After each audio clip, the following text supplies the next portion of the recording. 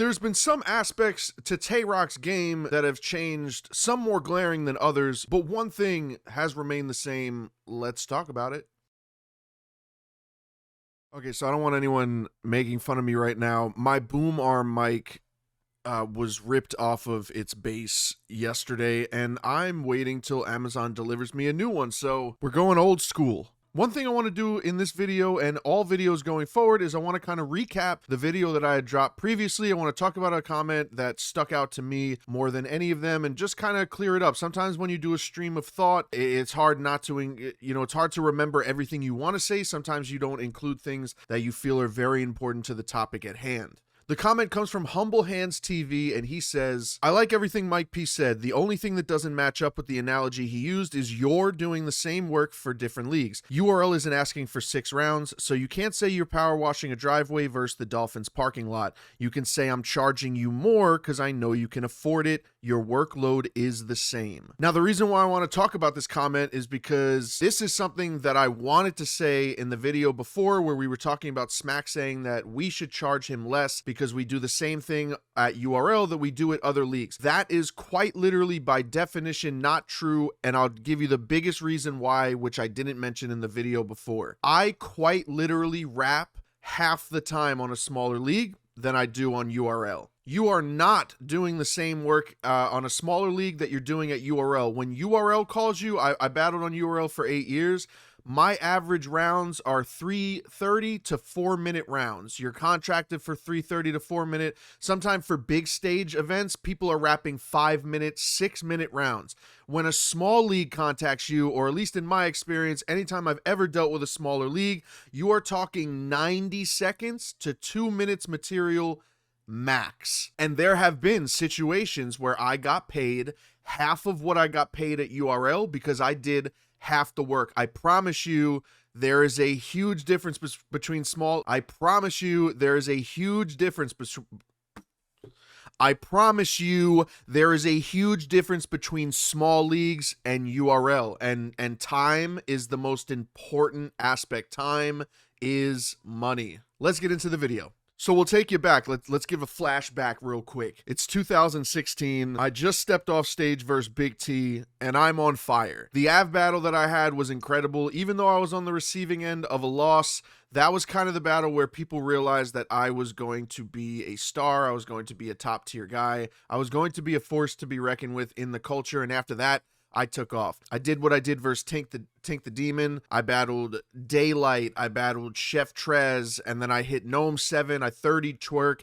And then I stepped off, battled Big T. And after the Big T battle, before I even left the venue, URL wanted to talk about my next opponent. My next opponent was going to be Tay Roc. They wanted to book me versus Tay Roc. They thought it would be a great match. And the biggest thing of all, the biggest sign that I got from URL saying that they wanted me to battle Tay Roc was that I had, drum roll, earned it. Back then, when you got a battle with Tay Roc, it was because you were doing something, and it was because you were somebody. A lot of the qualifications for a Tay Roc battle have changed. Now, why is that?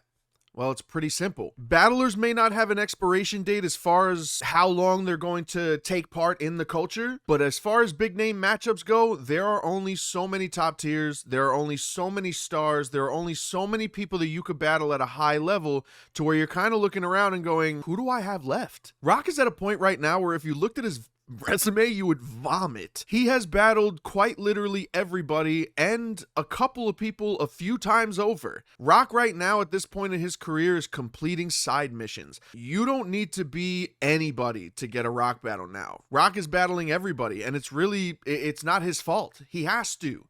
He has to stay active. There has to be something to keep him going, right? But now here's the craziest thing. Roc has been exclusive for so long. As soon as he got to the top, really everybody Roc has faced for the last 8 to 10 years have been top of the line, top tier, incredible matches, wild, right? So not only has he changed the requirements that it takes for him to battle you, but he's changed the level at which he will stoop down to battle, and then also that has changed into different leagues. We have only known Roc as a URL battler. I don't know if you guys have looked up in the last year and a half, 2 years, Roc is everywhere. Roc is battling on every single league versus mid-tier, bottom tier, top tier. His entire blueprint, everything you know about Tay Roc has completely changed. Except for one thing. Tay Roc. What Roc is doing right now, we've seen from a few people. We've seen from Clips, we've seen from DNA, we've seen from, A-Ward, we've seen from Danny Myers, we've seen from a lot of people where they not only ramp up the people that they're going up against, but they ramp up their activity, right? They go from battling 3 to 4 times a year to battling 12 to 16 times a year. Roc has never been known to battle that frequently, and he's doing it, right? Now, one thing that's sticking out to me more than anything is when you see these guys go on these runs, these long runs where they're battling every month or they're battling every 2 weeks, sometimes they're battling back-to-back weeks, they tend to get a little bit of wear and tear. So while being really active sometimes helps your stock, right? Having one great battle isn't better than having 5 great battles. 5 great battles in a span of like a month and a half. That's awesome. But you do get wear and tear as you battle more and you battle more and you battle more often. The preparation is harder. Sometimes you rush your material and people will slip up. You have seen it before. Battlers go on these runs where they're taking every league, fly me here, flying here, and they're doing good, but you could see the material start to drop off as they get more active. And then you might see fuck ups. You might see chokes. You might see bodies. And then it's like they can't even pick it up. They lose a battle and they can't even get themselves together because they got to fly to Milwaukee in 5 days to battle once again. What Roc is doing is basically saying what you could do, I can do better. Roc has completely 180'd everything he knows about battle rap. He went from an exclusive 3 to 4 battle a year guy only on the top leagues to actively battling everywhere around the country every 2 weeks, and it looks like he's on pace to have like 15 to 20 battles this year. He's doing all of that and remaining Tay Roc. People lose their aura. I spoke about this with the God tiers. The more Lux battles, the more Mook battles, the more Hollow battles, the more human they become. I'm kind of sitting here waiting. Well, I'm not waiting. I don't want it to happen, but I'm kind of wondering, like, is Tay Roc going to have that? Because he really hasn't. I've seen his performances at from iBattle to Black Ice Cartel to Takeover Battle League. Everywhere he's going, he's still Roc, which is just such a testament to who he is as a battle rapper. You completely switch up everything you knew as a competitor and you're still at the top of the game. It's really unbelievable to watch. You got to tip your hat to it. I'm curious to see, how long this can last, right? Like, does this last forever? Does Roc keep performing at a high level every single round, every single battle on a week-to-week basis, month-to-month basis? Does he keep doing that? He hasn't shown me any signs of wear and tear. It doesn't look like the run that he's on is going to stop anytime soon. Maybe when you get bigger matchups, but then again, you got to look at those matchups. Who do you even have left as far as top tiers, as far as big matches? You got, Easy to Block Captain, I don't know, you got Mike P.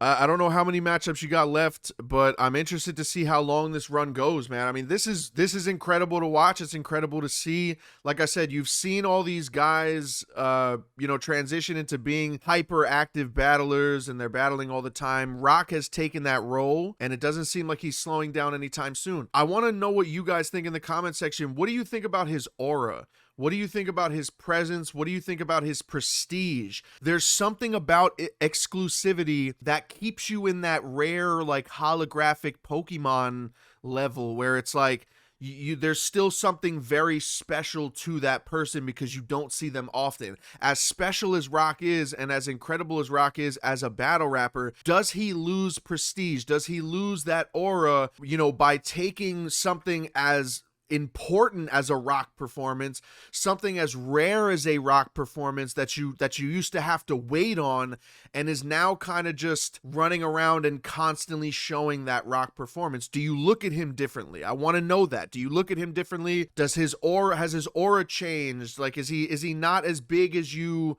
once looked at him now that he's on these smaller leagues and he's kind of going, doing his rounds? Like I said, completing his side missions. Let me know in the comment section. Let me know what you guys think. We're going to have more of these, battle rap YouTube videos that keep on coming. I know you guys like to hear me talk about battle rap. I like to talk about battle rap. Appreciate y'all. Like, comment, subscribe. And this video is powered by sickpcs.com. Use the promo code MikeP. Get yourself $50 off any PC purchase. I promise you it's going to be worth it. I'm your man, Mike P. Peace out.